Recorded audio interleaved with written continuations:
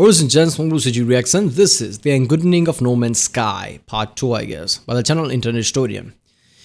Yeah, this has been awesome so far, right? One of the famous video from Internet Historian, and it's about a game. Same thing with Fallout 76. I hope he does more things like this with Cyberpunk or something. So yeah, so far we've seen how the developers of No Man's Sky fucked up in a way that I guess it's expected, since this is the first time they're doing things. They were small indie developers, but they had an ambitious project. Nobody told them how to deal with this shit, right? No, not Sony, nobody. And they just hyped it up at whole another level before probably they realized that they fucked up. Even went to Stephen Colbert, I don't know. Even went there, right? I mean, that's a bit too much, right? Stephen Colbert is the biggest late night show right now, right? So he even went there. Of course, this is gonna turn into shit show. And when you hype up something so much, even if it's good, which I'm not saying No Man's Sky was, I don't know, I never played it. But even if it's good, people expectation goes at a whole another level, right? That's how it happened with Mass Effect Andromeda. People didn't like that shit, right? And I understand at certain level the music and certain things were missing. But as a whole game, it was fine. People expected it to be more like original Mass Effect trilogy, which usually nothing is. Mass Effect 4 is not going to be like that, right? People are going to have expectation about that too, and it's going to fail too. Nothing is like original. So yeah, the No Man's Sky has been, fucked up so far because of that, right? And we're going to see now what happens next. I don't know, I hope the developers survive, right? Because they had this ambitious idea, like make Minecraft but in sky, right? In space basically, which is, a really good idea. People don't have balls to do that usually. So I like how developers are thinking, right? It can only do good moving the forward. So I guess they are fine, but I guess we'll see. There's still a lot of these videos left, so let's watch it. So what's the game actually like then? Is it any good? That is a difficult thing to say. Well, it certainly is stylish and pretty, and there are a lot of places to explore. But that doesn't mean... Pretty in a sense, I don't know. To me, only thing sometimes is pretty if it feels more realistic. The color, saturation, I won't call this realistic pretty, but yeah, it is looking good. It's better than, I guess, nothing, right? There are games like Eve or something, like I said in the previous video. Online game that is kind of like this. So, too many planets in space and things like that. I can't play something like that. Unless it's, single player, offline game, I can't play it. There's much to find. In fact, the game boils down to a very simple loop. Hold down the trigger to pick up resources, deal with a full inventory, get an upgrade, leave the planet, go to another planet. Hold down the trigger, deal with a full inventory, get an upgrade, leave the planet, go to another planet. Hold down the trigger, deal with a full inventory, leave the planet, go to another planet, deal with a full inventory, get an upgrade, leave the planet, go to another planet. That's it. $60, ladies and gentlemen. Refuel your multi-tool, refuel your life support, refuel a separate part of your multi-tool that shoots bullets instead of the mining beam, refuel your launch thrusters. It's busy work that makes it look like you have something to do. It's not real. How dare you? What followed? Yeah, I can't survive in that. Like I said, in previous video, Euro Truck Simulator, it feels like that. It's an acquired taste, right? I mean, when you're feeling fine, I guess, and you want to chill, I guess this is a good game to play because it's something to do, chores, right? I mean, this is what people are bitching about Skyrim. Like, it has lots of miscellaneous chore quests, which makes it look bigger. Which I disagree with. Even if you don't do chore quest, there's way too much thing to do in that. But yeah, I guess I can see the point. Like, unless something is interesting, just to do things feel weird. So I wouldn't like to play this game, I guess, maybe sometime, but it has to be just the right time. I mean, how hard it is to somebody to just create certain type of mystery investigation type of thing, right? You find clues in every planet, and then you realize there's some mystery behind it, and you have to find all the pieces or something like that. Something engaging, right? Maybe it's easier said than done, but I don't know. They could have gone something with like that. I mean, there is a No Man's Sky Part 2 coming too. I hope they do something about that, like some kind of a quest, rather than just chores.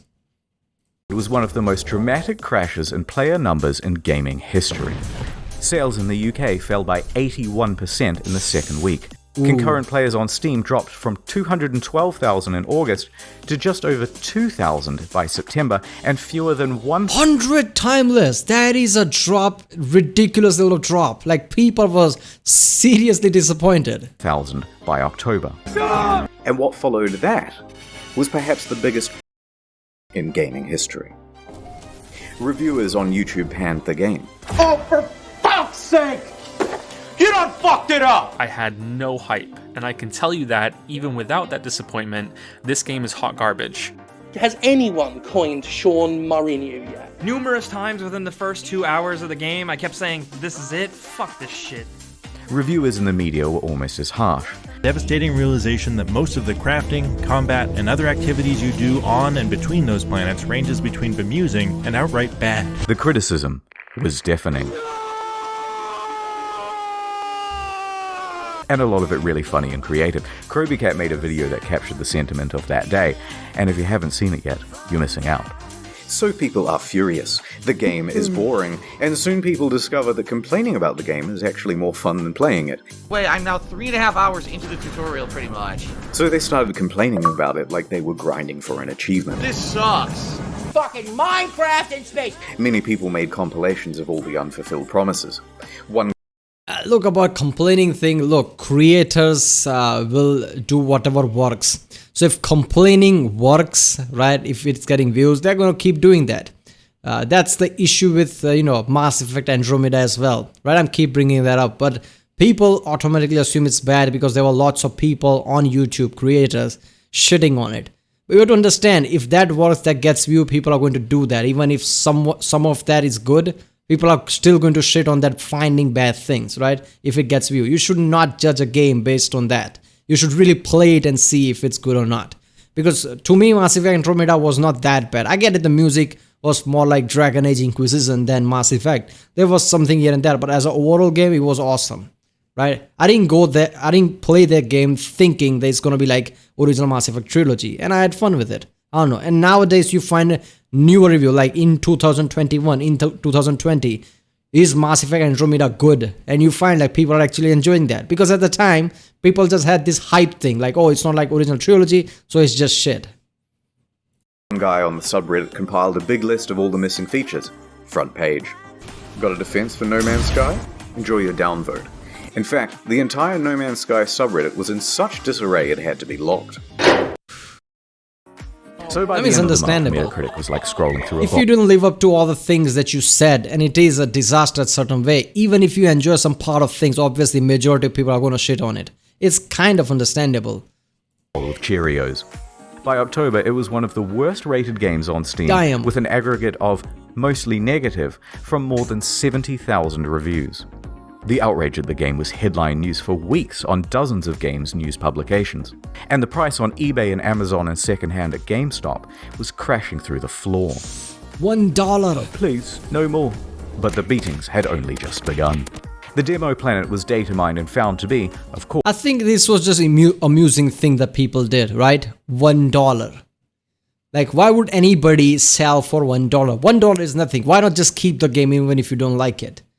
Like, after a certain fall point, something is not just worth selling, right? Why would you sell something that you bought for $60 to $1, right? $10 at least I understand, but $1? I mean, that's just, people are just doing that to be amused, I guess. Look at that. We are selling the copy of No Man's Sky for $1. How much of a trash this is. People are just trolling at this point. Because if for $1, I would not sell it. I would rather keep it on a shelf or something. Of course, totally scripted and not randomly generated at all. I've just got to pick one of these at random. If anything horrible goes wrong, just keep in mind that I've not been here before. It wasn't some level that we built or something like that, even though I think it looks quite nice in places. People watching this would wonder why you're showing this area again. Like, what's so special about demoing the game on this planet? Oh, no, it's just a place that looks nice. No, bad Murray. I could have ended the demo with some, pre-scripted crazy thing that would happen. You know what I mean? The normal thing of like, and then a monster emerges from behind the mountains,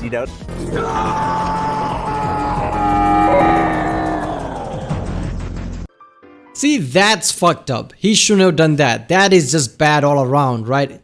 First of all, he obviously people saw that he lied. It's not procedurally generated thing, right?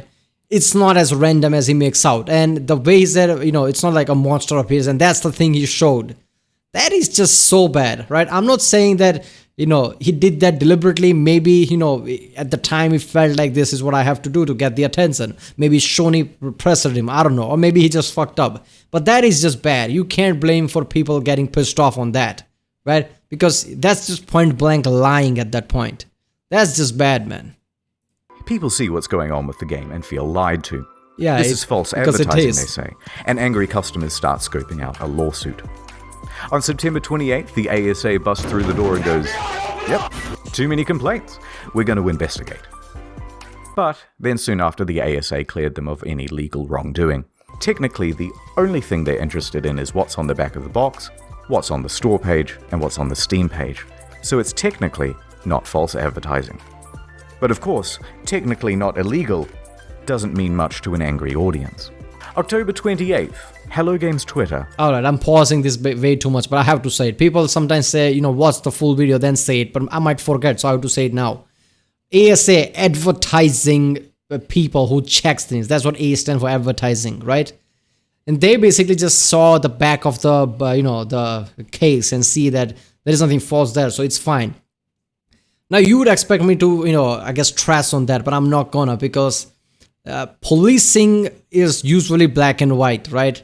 Did they broke any hardcore law? Like, did they lie behind the, the DVD case or whatever? Did they lie behind of that? No? Then in our book, it's fine. Anything more than that, go to court in front of a judge and argue, I guess. That's how it should be. Because people bitch a lot when, law gets too much into everybody's case, right? So, you don't want law to interpret things based on their judgment. Law is not supposed to make judgment like that. Court and judges are supposed to do that. So law usually have black and white thing, like which things should we check to see if they lied or not. Back of the case, fine. It's fine. In our book, it's all fine. Any more than that is, I guess, open to, the judgment and things like that, go to court. Like, he lied in some interview, we're not going to check that. That's up to the judge. It's understandable. So after that, just go to a court. Argue there, maybe. Is hacked. The hacker posts, "No Man's Sky was a mistake," and is shitting on the game in the replies. Turns out Sean didn't use two-factor authentication on his LinkedIn, and that's how they got in. No, 100% not hacked anymore. Obviously, those mails and that tweets fake back to... Oh my god, somebody hacked it. They also sent discrediting emails to journalists, which they knew would rile people up if published. No Man's Sky was a mistake. Our contact with silence from Hello Game has been unwarranted and unprofessional. The community asked me to speak up, confess and to beg. Oh god. Oh, this is just too much. Some people even show up to their offices to take photos and knock on the door, even at night and on the weekend. They posted empty pictures of the office, so, naturally out of context, this started rumors that Hello Games simply took the money and ran. Damn. This in addition to numerous bomb and death threats during that period. Those ones Sean did have to take seriously. Regular intervention from police and Scotland Yard and things like that. And while Sony didn't quite throw them under the bus, it was more like a gentle push under a minivan when Sony President Shohei Yoshida admitted that Hello Games did not have a great PR strategy for No Man's Sky. The press took the ball with that one and ran. Dude, they were indie developers. They don't know how to deal with this shit. Sony should have, I guess, trained them a certain way. I know people will not agree with this view, like it's not Sony's job. But when you have some small developers who made a mobile game just before that, and before that it was like a mobile game, right? Small games, that usually most people don't play. And then they come up with this kind of ambitious plan where people like Elon Musk are getting in thinking, oh, I'm going to play that. That's the level of PR it has gone to. You should have intervened. Like, okay, you don't know what the fuck you're doing. We're going to teach you how to, I guess, publicize, how to manage your PR. Because they are the producer. Sony is the producer, right? It's their job to make sure the sales are about right. And PR should come under their, I guess, their authority or something. I don't know how else to say this. But, it's their job, because developers' job is to just make the game and, do the PR the way they are told to do. They should not be the one who handles how to do PR. It's the people who are actually, producing the stuff. It's their job. It's Sony's job. I don't know. But despite all of this, all of the negative press, they were actually nominated for a couple of awards.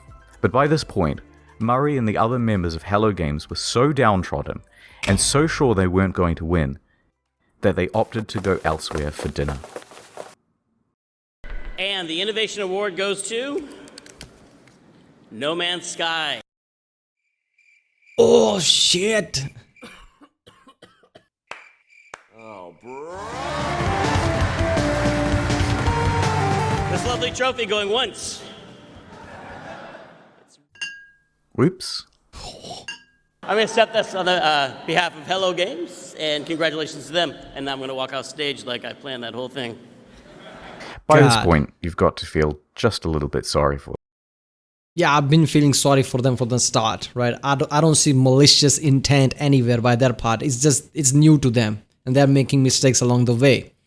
But yeah, I would have done the same thing in their place. After all this kind of a shit PR that we get, right? After the players went from 200,000 to just 2,000 immediately like that. I mean, what are you supposed to do? I mean, Innovation Award should go to them, right? Because this was an ambitious project. It failed, right? But it was an innovative project, so of course they're going to win that award. But they didn't thought they would, so they just walked out after all the negative thing they're getting. I don't blame them. And then what followed that was the final straw for many. No particular incident, but a lack of incidents. Silence. Over 3 months of not a damn word from No Man's Sky. Okay. Where are they? Where is my refund? Where is Murray? Shouted into the void. The game was over. And it was dead. He should have put that, Dave Chappelle joke. Everybody's asking for a refund, and he suddenly just came into his senses. People, listen to me. You will never get your fucking refund.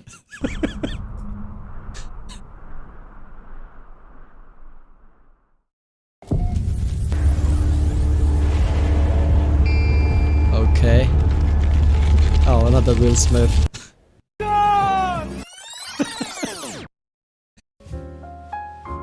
The year is 2000 AD. That's said 2000. Sean has just graduated from university and is headed into the big wide world.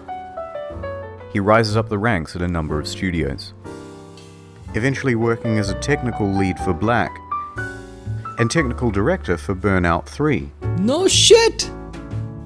When Burnout's developer is Burnout 3 was good, man. I remember people playing the shit out of that. Bought by EA, he is in his late 20s. And he and 3 of his buddies decide to leave and start their own studio. Smart man. Hello Games. Because let's be honest, if he didn't leave, EA would have cancelled them eventually anyway. This was a risky venture. So we'd done this incredibly foolish thing of quitting our jobs, and then we had to sit down and try and decide what the game was going to be. Together they create their first title, Joe Danger. They work on this game day and night. In fact, even once they were arrested in their own office because the police thought they were there to rob the place, because who would be working at 11 PM on a Sunday night? But they had to work that hard. Like any startup, it was a huge financial and professional risk. Seriously. They had no income.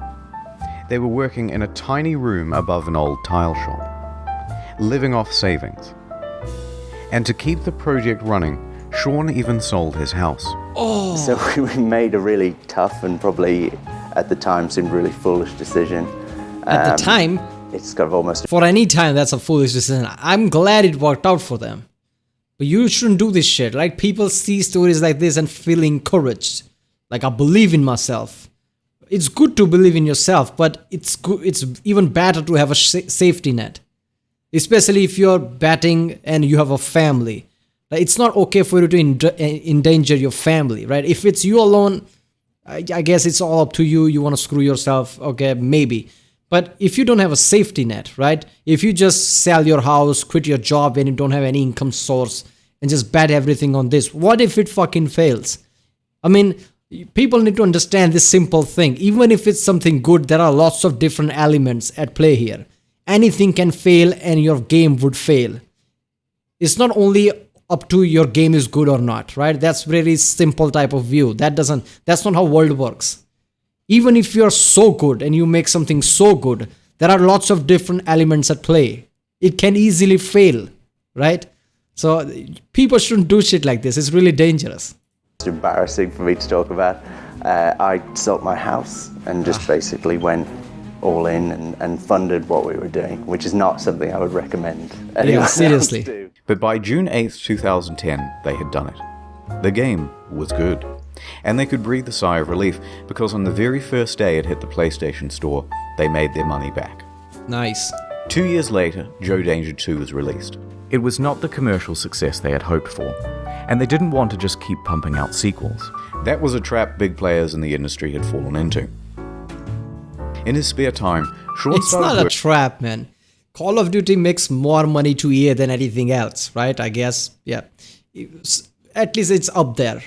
So it's not a trap, right? Developers does not spend nearly as much they make back. So EA is more than good and glad to make Call of Duty every single year if they can. They start to feel the pressure from the fans like EA is just duping us. EA is just refurbishing the game and just releasing every year. That's why they stopped doing that and now it's every 2 years or something. But it's making them good enough money every single time. So it's not a trap. If something is going to make way too much money to certain people, they will do that. Working on a prototype for a procedurally generated game. They took another gamble and scrambled to get a trailer out in time to present at VGX 2013. So the project is official now, and the pressure is on. Around this time, Sean is also looking to start a family. Concurrent to all this development, That's disturbing. He would go on to have 3 kids. So the weight of responsibility is really piling on. But their hard work will pay off, as they're finally going to have a chance for some R&R around Christmas.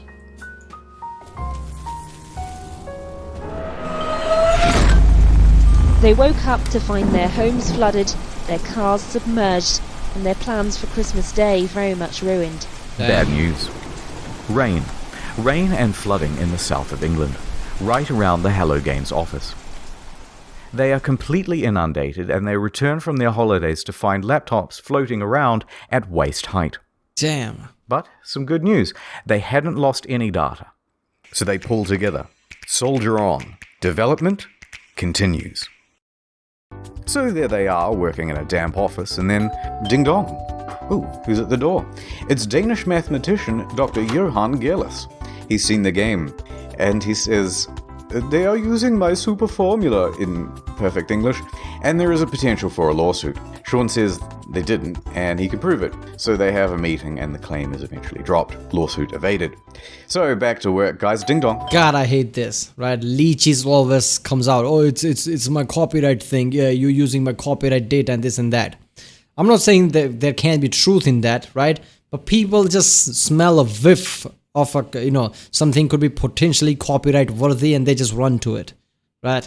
I mean, there was what was the survey that out of 1,000 law cases, 800 or so are fraudulent one, right? People just claim shit, and obviously fighting the case in court is so costly. People usually settle. It's called I don't know trolls or something. I don't know, lawsuit trolls or something. I mean, it's just fucked up. They are a new developer. Happening something like this to Bethesda or something is understandable. They have money. They can deal with this shit. But new developers like that is just fucked up. It's Sky Television. They've seen the game. You were infringing on our Sky trademark. Are you They kidding said me? in perfect text-to-speech. They had succeeded in getting Microsoft to change SkyDrive to OneDrive, and they were What? about to give gamers No Man's 1 under threat of... How does they own the word sky? Sky is sky. You look up and that's a fucking sky. How they can own trademark on that? lawsuit. But this lawsuit didn't just go away. The threat loomed over them for the next 3 years, right up until the month before release. So they get back to work and ding dong. It's Sony with some good news for once. We like your game, kid. We want to feature it front and center and make you a big star. This could mean millions of dollars in additional revenue. They said, yeah. But along with it, a lot of press for this game would need to be done. Being a small team, they didn't have anyone for PR. They had their designers, they had their developers, and that was about it. So it's up to Murray. Sean, Murray and Sony should have just talked it out. Like, I have a pretty small team. I don't have anybody with PR, right? Sony and I both are gonna profit from this. Do you have somebody that could help me out with this? I mean, it's not hard to ask. I don't know. Sony should have seen this. He's in his early 30s now. Not super young, but relatively young and inexperienced for this type of media circuit. This deal with Sony put extra pressure on them. It set deadlines. It's not that it's Sony's fault, but they're locked in now with much less flexibility.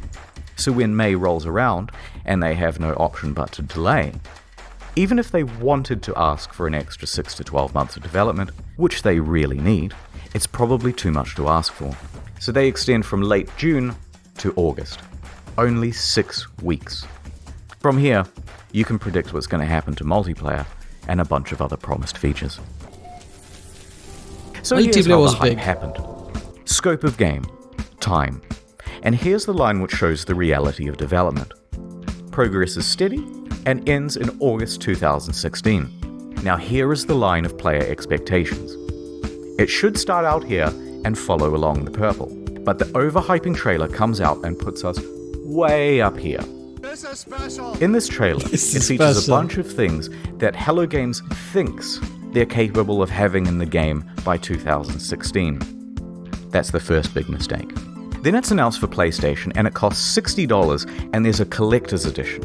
Ooh. Second, even bigger mistake. That puts us all the way up here. And I think this is the main... Yeah, that is the $60 and collector edition seems like a big giant AAA game, right? Like they probably have 500 developers they can deliver, right? They'll work it out. It's $60. That's all people are going to see. Problem. Because price tags set expectations. Yeah. For a $60 game, this was seriously barren and disappointing. Now, if they had put it out for $20 as an indie game or an alpha, no problem. Yeah. But when they gave it the AAA treatment, $60, people rightfully aligned their expectations with other games in that category. That is the main reason customers' expectations were so skewed. Then Murray went to interviews, exacerbating the problem. Every time he mentioned a feature in the game, even in passing, fans set their expectations to AAA heights for that feature. Now, some people think the interviews are the main problem. In my humble opinion, not so much. Not the main problem, but this, Stephen Colbert, this was too much. Stephen Colbert is the biggest late show there is, and if a developer goes and talks about a game, that's gonna put that thing on the map, right? Like, holy shit. Most people never saw these interviews. It's not that rickety 12-foot ladder Sean's standing on that's the main problem. It's the 900-foot building he's perched it on in the first place. So the obvious solution here would be an official statement. Hey guys, look, don't expect a 10 out of 10. Expect more of a 5 out of 10.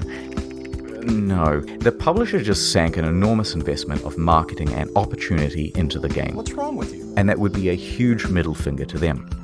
The publisher isn't going to make you hype the shit out of your game, but you can't talk it down either. So, he's kind of stuck up there. In some ways, during the interview, he tries to temper expectations, but it's limited. Can you build a space station? No. The face said it. No. Don't start this shit. No. But let's not gloss over the interviews. Sean is a technical guy. He's a developer. He's also the introverted type. And the big lights and the stuff on camera does not come naturally to him. Is it super nerve-wracking to talk on stage at E3? Yes. Yes, definitely. I personally find going on stage at E3 like the hardest thing I've ever done. That's something that I would have had in a nightmare before. You know what I mean? It's literally the hardest thing you've ever done? Yeah. Still, he stepped up and took interviews for his game from 2013 to 2016. And the main thing people wanted to hear about were the features. Can you have more than... So every planet... Will there be wormholes? Right. At what point Do you get points or anything? From these interviews, people took Sean to be a liar. a Peter Molyneux or a chess club member out to sell his game at whatever reputational cost. But I think the truth is more complicated than that. Sean and the team are indie developers working on a new IP. Their project and plans are constantly in flux. They have no idea how large chunks of the game are going to look, especially not a couple of years out from release. And crucially, Sean doesn't understand that something mentioned in 2013, even said in passing, is going to be seen as a promise in the year 2016, even if by then you've decided to cut it from the game. Yeah, let's be honest, guy had balls, right? He's a technical guy, he's not experienced in this, but he's still soldiering on. Guy had balls. And he probably, nobody told him to not to do this shit. This is why, I bring up Bethesda Game Studios. Because after Fallout 4, their studio became big. But before that, there were just few of them. Like, I don't know, 10, 50 or something like that. 10, I think it was 10 or 20 developers when they were working on Morrowind and Oblivion. And I think they developed this kind of a thing, like never mention a game until it's literally finished. That's why they, reveal the game in June in E3 and then release it in that November in just 4 or 5 months, right? I mean, that's what, Sean should have done at that point, right? I think that's what he should do from now on. Because if you're a small developer, you don't know where the game is going, right? I mean, you don't know your limitations. So you shouldn't mention things unless you know if you can do it or not. For example, orbiting around the sun. Today has turned it out because the planet has actually rotated on its axis. This originally was in the game, but it caused the player too much confusion. It kept being reported as a bug in the beta, as people left the planet and then returned to find everything different. But nonetheless, into the live compilation it goes. So while God, so they did do it, but people are so fucking stupid. Like, it's a rotating planet, of course it's not value. This is what people think. One day I might, develop a time machine. But yeah, you also have to put time and rotation. Because when you teleport, you realize that you're in space because fucking entire planet and the solar system moves. So people were too stupid to realize the planet is rotating. So of course I'm not where I was and I can't rotate, I can't navigate it. So that's why they removed it. They're still essentially formulating the game. The media all want a piece of Sean and to report on features first.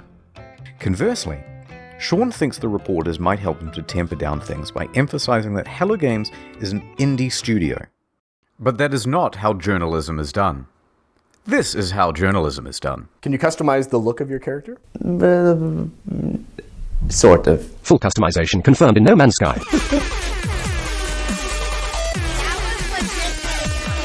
Periodic table to create atmospheric particles that would diffract light at just the right wavelength. Who the f*** told you? The press kind of operates downstream from the community because things are click-driven as to what stories you get served and things like that. But a rumor would surface from Reddit straight to the front page. There's all this hype, and the project has increased in scope dramatically and keeps increasing as the months go by until a point. They are close to the deadline and have to delay, and the reality of what they can achieve in the little time remaining is staring them in the face. They know they're not going to be putting out a finished game. They're worried. There's nothing more they can do. And the fear that they will disappoint the audience is growing on Sean and the team. I worry about, disappointing people.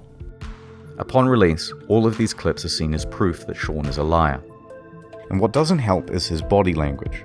I mean, it's kind of the body language of someone who is lying. And this is why I mentioned he's an introvert. Remember, he's a technical lead. Actually, a really good one. But not a salesman. Cut him just a little bit of slack, because this is simply how he talks. Yeah, I said that in the previous video, right? I mean, when he was mentioning something, his body language, he he was lying. But it's because of his introvert. That's why his body language is like that, huh? I mean, damn. So people automatically assume that he's lying because of his body language, but it's a, it's a thing he has. Right? I mean, he can't help that. But seriously, the balls on this guy, knowing that he's, he's like that, right? His body language is like that. He's not so great at PR and things. He's a technical guy.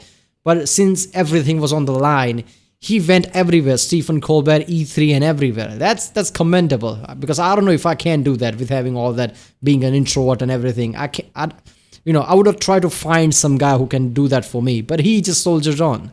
That's commendable, man. Here are some innocuous questions, and he answers them honestly. Lead producers on No Man's Sky? Yeah, I guess I'm a developer on it. I suppose. Look at that. Yeah, creator or something like that. No, I really like making games.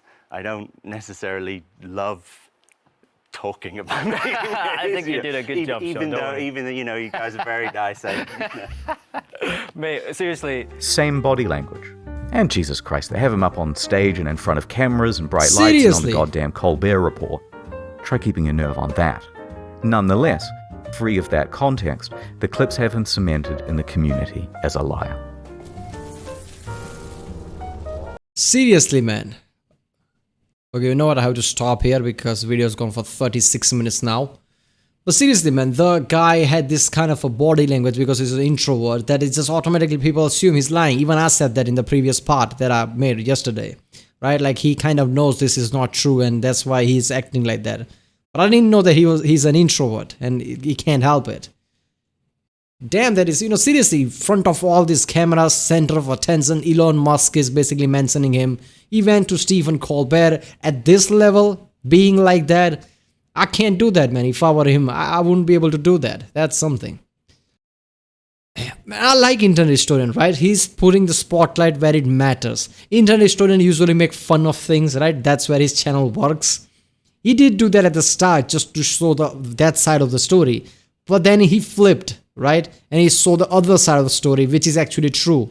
Like where things are going. And he's being kind to Sean Murray, which is kind of good, man. Because everybody was shitting on him.